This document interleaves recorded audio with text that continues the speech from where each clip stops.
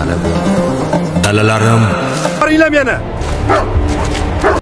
Raising berkitgan oltinlar qayerda? Oltin? Men dehqon bo'lsam, menda faqat dala bor.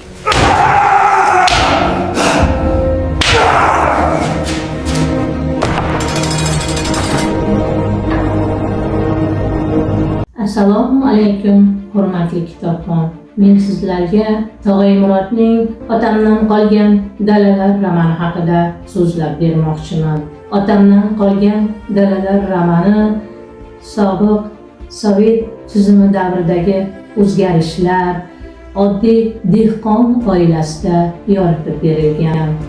Jaloliddin Ketmon Aqrab dehqonqul obrazi orqali oddiy xalqning hayoti, fojiali hayoti yoritib berilgan. Jaloliddin Ketmon Aqrab oilasi yashash sharoiti davrida olamdan o'tadi. Dehqonqul esa umrini bir umr dalaga bag'ishlagan. U paxtasi, dalasi bilan hamisha shug'ullangan.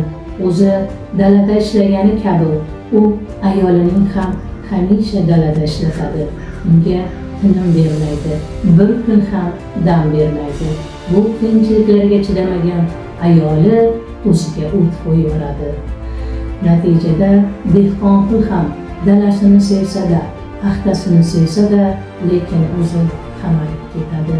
Ushbu romonni to'liqroq ma'lumotga ega bo'lmoqchi bo'lsangiz, bizning tuman axborot kutubxona markaziga tashrif buyurishingiz mumkin.